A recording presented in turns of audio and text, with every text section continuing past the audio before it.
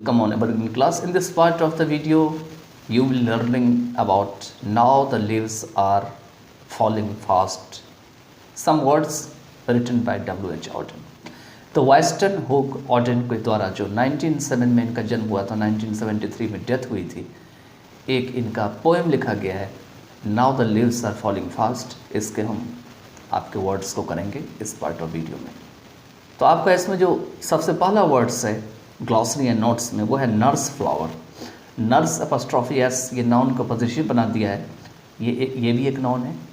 तो nurse flowers means होते हैं फ्लावर्स ग्रोइंग अंडर और बिसाइड ए सपोर्टिंग ट्री कॉल्ड नर्स। मतलब ऐसे फूल जो या तो फूल के बगल में जो कोई सपोर्ट करने वाला ट्री होता है उसके अंदर में ग्रो कर रहा हो। आपने देखा होगा ट्री है, ट्री के छाए होते हैं, ठीक है, तो उसके या तो यहाँ पे नीचे कर रहा हो अंडर में, या इसके बगल में कर रहा हो, इसके आसपास कर रहा हो इधर उधर, ठीक है। तो इसी को सपोर्टिंग ट्री, ये क्या है यहाँ पे खड़ा जो है ये सपोर्टिंग ट्री है, तो इसी को नर्स कहा जाता है और यहाँ पर में इसका नाम नर्स फ्लावर दिया गया है। नेक्स्ट है आपका ये है प्रैम्स, PRAMS, ये एक नाउन है। इसके मीनिंग होते हैं परएम्बुलेटर्स। क्या होते हैं?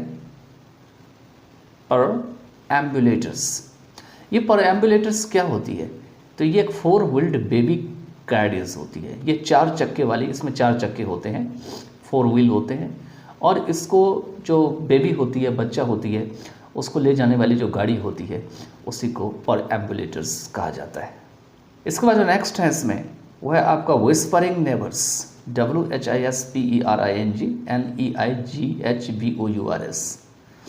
तो विस्परिंग नेबर्स के मीनिंग है एजेंट्स और मैसेंजर्स ऑफ डेथ।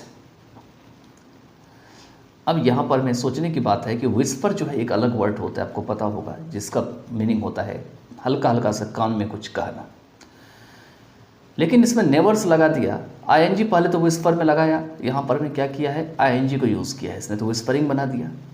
दूसरा इसने क्या किया है यहाँ पर में करामत कि इसमें नेवर्स को यूज़ कर दिया है, ठीक है। तो नेवर्स को जब यूज़ कर दिया विस्परिंग में तो बन गया आपका एजेंट्स और मैसेंजर्स ऑफ डेथ।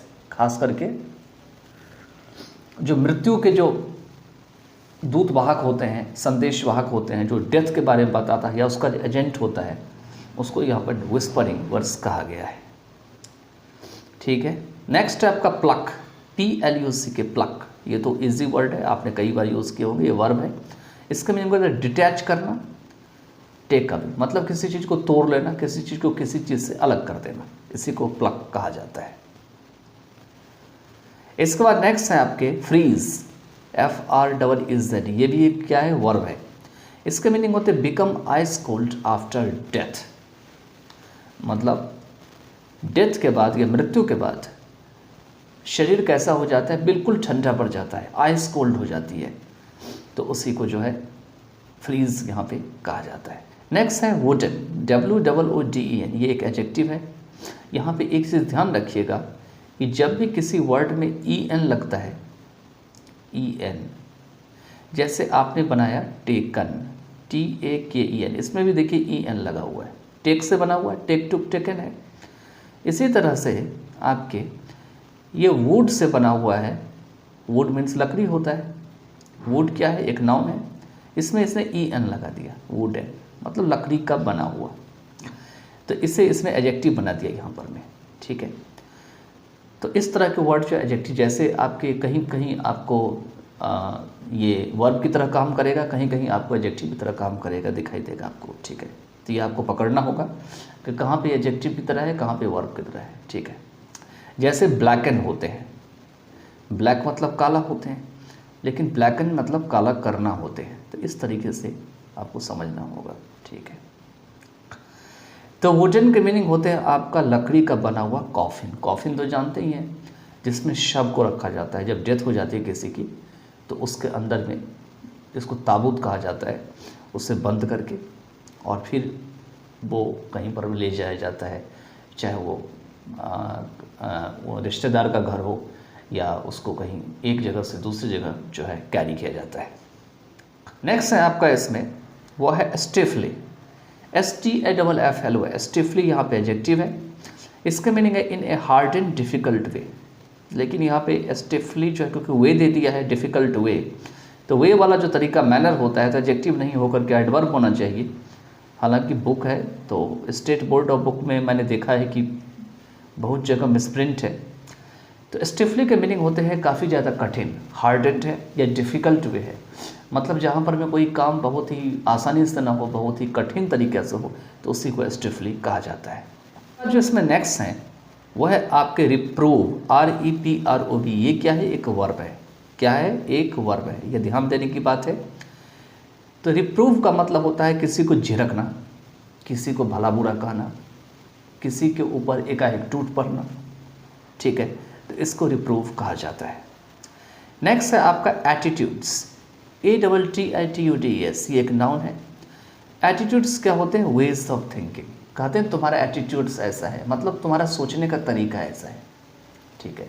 कई बार हम किसी को बोलते हैं कि एटीट्यूड्स ऐसा है तो उसको बहुत बुरा लग जाता है, पता नहीं इसने मुझे क्या बोल दिया। लेकिन एक्चुअली में यहाँ पर में जब आप कोई चीज़ थिंक करते हैं, सोचते हैं, और वो सोचने का जो आपका तरीका होता है, माध्यम होता है, किस तरीके से आप किस चीज़ को सोचते हैं, तो उसी को एटीट्यूड्स कही जाती है। इसके बाद नेक्स्ट है आपका ट्रॉल्स, TROLLS, ट्रॉल्स। तो ट्रॉल्स में आप देखेंगे ये एक नाउन है। विकेड एंड अगली क्रीचर्स इन स्कैंडिनेवियन मैथोलॉजी। कहते हैं स्कैंडिनेविया में उस वहाँ के जो लोग हैं, उन्हीं जो रहने वाले, उसी को स्कैंडिनेवियन कहा जाता है। स्कैंडिनेवियन जो मैथोलॉजी, उनके जो पुरानी कथाएं, जैसे हमारे यहाँ बहुत सारी पौराणिक कथाएँ हैं, ठीक है, तो उनके वहाँ के लोगों के रहने वाले जो पौराणिक कथाएं हैं, उनकी मैथोलॉजी में जो रहने वाले हैं, उनका एक दुष्ट, विकेट मीन्स दुष्ट और अगली मीन्स भद्दा, जो दिखने में एकदम बिल्कुल अजीब सा लगता है, ऐसे जो जीवधारी हैं या क्रीचर्स हैं, उसी को ट्रॉल्स कहे जाते हैं। और आपको पता ही है ट्रॉल्स का और क्या मतलब होते हैं, तो इसलिए इंग्लिश में मल्टीपल मीनिंग होते हैं। नेक्स्ट है आपका यहाँ पे एंगल। याद रखिएगा कि एक होता है एंजल, एक होता है एंगल। जब एंजल होती है तो उसकी स्पेलिंग ANGEL होती है, ठीक है, और यहाँ पर में ANGLE है, तो ये है आपका एंगल। तो इस चीज़ से थोड़ा परहेज़ करिएगा, बचिएगा, ध्यान से समझने का प्रयास कीजिएगा, ठीक है। यहाँ पर एंगल का मीनिंग वो वाला जो कोई कोण होता है, चाहे वो 90 डिग्री का हो, चाहे वो 180 डिग्री का हो, चाहे वो आपको 5 डिग्री का हो, वो वाली यहाँ बात नहीं हो रही है जो मैथमेटिकल ऑपरेशंस में किए जाते हैं।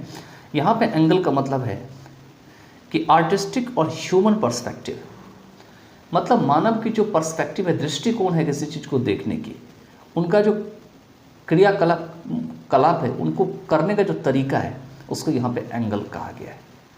मतलब आप कह सकते हैं नज़र, हमारा नज़र कैसा, किस एंगल से किस चीज़ को देख रहे हैं। नेक्स्ट है आपका जो लास्ट है वो है आपका लास्ट डिस्ट्रेस। लास्ट डिस्ट्रेस जो है इसका मीनिंग है आपका, ये एक नाउन है, एंड ऑफ लाइफ डेथ, मतलब जिंदगी का अंतिम भाग, जिससे कि मृत्यु कहा जाता है।